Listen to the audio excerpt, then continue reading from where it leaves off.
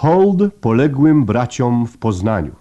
Cała Polska pochyla dzisiaj czoło przed Poznaniem. Przemiany październikowe roku 1956 w PRL, zwane też odwilżą gomułkowską, były pierwszym od czasu przejęcia władzy przez komunistów w Polsce tak poważnym zwrotem w polityce państwa.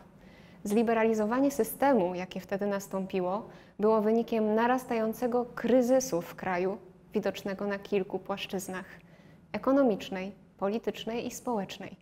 Pierwsze impulsy zmian pochodziły jednak z zewnątrz i niewątpliwie związane były ze śmiercią Józefa Stalina w marcu 1953 roku.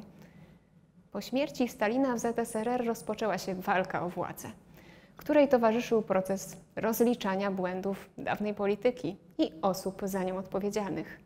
Ławrienti Beria, szef NKWD, czyli Policji Politycznej w Związku Radzieckim, de facto przejął rządy w kraju. Pomimo wcześniejszych, bardzo bliskich relacji ze Stalinem, po śmierci swego przywódcy zapoczątkował reformy zmierzające do liberalizacji ustroju.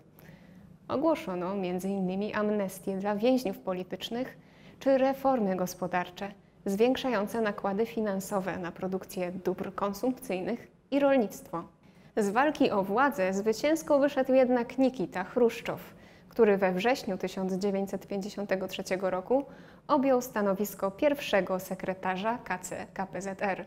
Berię osądzono za popełniane przez niego zbrodnie stalinowskie i stracono. Zwieńczeniem dokonujących się w ZSRR zmian był tajny referat Chruszczowa o kulcie jednostki i jego następstwach, wygłoszony na 20. zjeździe Partii Komunistycznej w lutym 1956 roku. Chruszczow przedstawił w nim Stalina jako zbrodniarza, odpowiedzialnego za krwawy terror i represje stosowane do tej pory w ZSRR. Nazwał je błędami i wypaczeniami systemu komunistycznego, który jednak sam w sobie uważał za słuszny. Reformy wprowadzane w ZSRR od 1953 roku w Polsce obserwowano z zaciekawieniem. Władzy nie spieszyło się jednak z podejmowaniem znaczących kroków dotyczących zmiany systemu w PRL. Dlatego mówi się, że odwilż w Polsce była nieco spóźniona. Z początkiem 1954 roku drobne oznaki liberalizacji można było dostrzec w kulturze. Zaczęto na przykład wydawać magazyn podróżniczy Dookoła Świata, w którym pojawiały się reportaże z krajów zachodnich, zakazane dotąd przez cenzurę.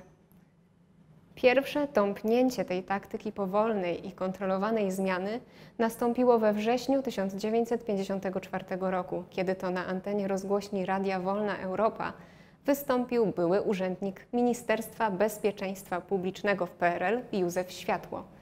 W audycji Za kulisami bezpieki i partii ze szczegółami opowiedział on o terrorze i represjach, jakie stosowali komuniści, by przejąć i utrzymać władzę w Polsce. Usłyszał o tym cały świat. Zmiany stały się nieodzowne. W kręgach partyjnych wyraźnie zarysował się rozłam na dwie frakcje. Puławianie, którzy swoją nazwę wzięli od ulicy Puławskiej w Warszawie, ponieważ mieszkała tam część zwolenników tej grupy, zaczęli otwarcie krytykować pierwszego sekretarza Bolesława Bieruta i postulowali złagodzenie kursu. Natolińczycy, którzy swoje spotkania odbywali w pałacu stanowiącym rezydencję rządową w Natolinie i stąd pochodzi ich nazwa, starali się zachować status quo.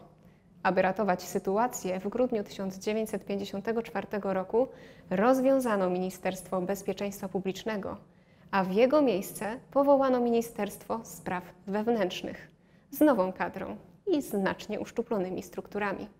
W tym samym czasie rozpoczęto również przygotowania do rewizji procesów, w których skazano niewygodnych dla władzy działaczy komunistycznych.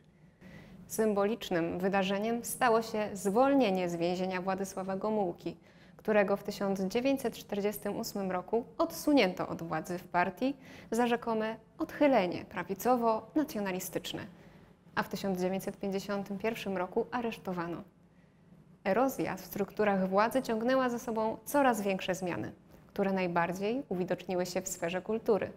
W sztuce rozpoczęto odchodzenie od socrealizmu, czego symbolem stała się publikacja poematu dla dorosłych Adama Warzyka. Była to próba rozrachunku autora ze stalinizmem. W utworze autor przedstawił ponurą rzeczywistość robotniczej dzielnicy Krakowa, Nowej Huty, w której panowały bieda, alkoholizm i przestępczość. Miało to tym silniejszy wydźwięk, że Warzyk wcześniej był jednym z czołowych poetów tworzących w nurcie socrealizmu. Do głosu zaczęła dochodzić również młodzież. Wydarzeniem, które niewątpliwie pozwoliło młodemu pokoleniu dostrzec wady i wypaczenia systemu w Polsce, był Światowy Festiwal Młodzieży i Studentów, odbywający się w 1955 roku w Warszawie. Do stolicy zjechali wtedy ludzie z całego świata, również z krajów zachodnich. Dotąd izolowana polska młodzież po raz pierwszy miała okazję zobaczyć, jak żyją jej rówieśnicy na Zachodzie. Symbolicznym wydarzeniem stało się przekształcenie typowo komunistycznego tygodnika Po prostu w pismo redagowane przez studentów i młodą inteligencję, w którym zaczęły się pojawiać teksty krytyczne wobec sytuacji w kraju, jakich wcześniej cenzura nie dopuściłaby do druku. Władza milcząco przystała także na utworzenie w Warszawie klubu Krzywego Koła, w którym ambitna młodzież zbierała się i dyskutowała na tematy polityczne. Na to wszystko nakładał się jeszcze coraz bardziej doskwierający społeczeństwu kryzys gospodarczy, wywołany dramatycznym w skutkach planem 6-letnim, który stawiał na rozwój przemysłu ciężkiego kosztem dóbr konsumpcyjnych. Wymuszone zmiany w kręgach władzy uświadomiły społeczeństwu, że reżim nie jest nienaruszalny i na pewno zmniejszyły nieco strach przed nim, co zaowocowało wybuchem niezadowolenia w czerwcu 1956 roku. 28 czerwca 1956 roku na ulicę wyszli robotnicy zakładów przemysłu metalowego imienia Hipolita Cegielskiego w Poznaniu w proteście przeciwko śrubowaniu norm pracy, niskim zarobkom i brakom towarów spożywczych w sklepach. Strajk załogi zakładu szybko przerodził się w szerszy ruch o wydźwięku antysystemowym, do którego przyłączyli się inni mieszkańcy miasta. Obok haseł „Żądamy podwyżki płac” czy „Chcemy chleba” padały hasła „Precz z komunistami” czy „My chcemy wolności”. Władze po kilku godzinach spacyfikowały strajk, wyprowadzając wojska na ulicę. W zamieszkach zginęło 59 osób, a około 500 zostało rannych. Dzień strajku nazwano symbolicznie Czarnym Czwartkiem. Poznański czerwiec pobudził do działania społeczeństwo w całym kraju. Władza próbowała zmniejszyć siłę rażenia poznańskiego protestu, organizując tak zwane masówki w zakładach pracy, podczas których wydarzenia ze stolicy Wielkopolski miały zostać potępione. Zebrania te stały się jednak areną głośno wyrażanego niezadowolenia robotników w związku z fatalną sytuacją materialną w PRL. Rosnący opór społeczeństwa manifestował się również w napisach na murach czy anonimowych listach wysyłanych do władz lokalnych. Sytuacji nie dało się bagatelizować.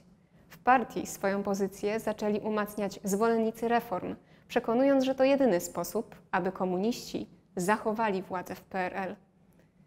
Twarzą zmian, które dokonały się w październiku 1956 roku, stał się Władysław Gomułka. Zapowiedział on destalinizację systemu, zliberalizowanie cenzury, uwolnienie więźniów politycznych, osądzenie osób odpowiedzialnych za stalinowski terror czy polepszenie stosunków z Kościołem. Dla komunistów wybór Gomułki okazał się strzałem w dziesiątkę. Jako były więzień polityczny, ofiara systemu, który sam wcześniej współtworzył, uwiarygodniał on nowe otwarcie i szybko zdobył poparcie społeczne, co pozwoliło wyciszyć wzburzone nastroje. Jednocześnie, jako komunista z krwi i kości, gwarantował utrzymanie fundamentów systemu totalitarnego w PRL. Odwilż w Polsce trwała krótko. Już w 1957 roku Gomułka zaczął wycofywać się z niektórych obietnic październikowych.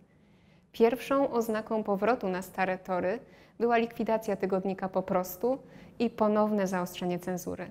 Stopniowo narastał konflikt między władzą a Kościołem, a religia, przywrócona do szkół na fali odwilży, ponownie z nich zniknęła.